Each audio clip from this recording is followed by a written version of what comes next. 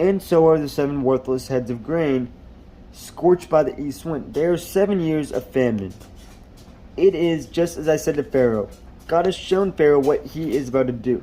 7 years of great abundance are coming throughout the land of Egypt. But 7 years of famine will follow them. Then all the abundance in Egypt will be forgotten, and the famine will ravage the land.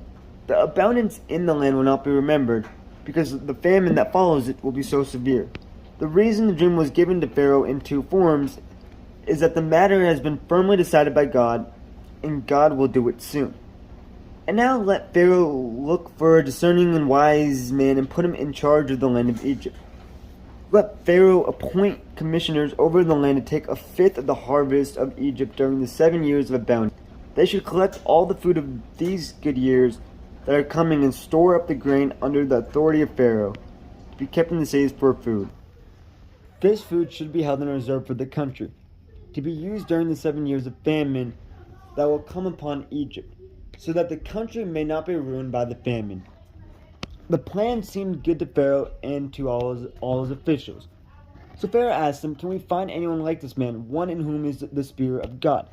Then Pharaoh said to Joseph, "Since God has made all this known to you, there is no one so discerning and wise as you. You shall be in charge of my palace, and all my people are to submit to your orders. Only with respect to the throne will I be greater than you."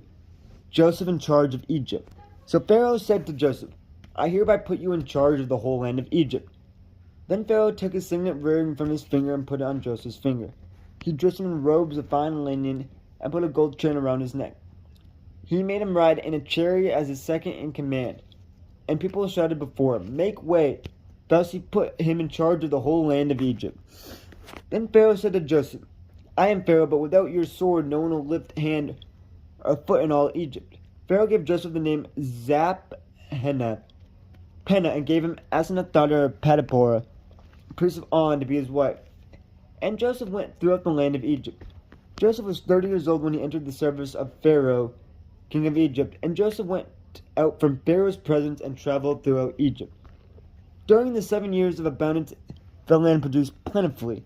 Joseph collected all the food produced in those 7 years of abundance in Egypt and stored it in the cities. In each city he put the food grown in the fields surrounding it. Joseph stored up huge quantities of grain, like the sand of the sea. It was so much that he stopped keeping records because it was beyond measure. Before the years of famine came, 2 sons were born to Joseph by Asenath, daughter of Potipharah, priest of On. Joseph named his firstborn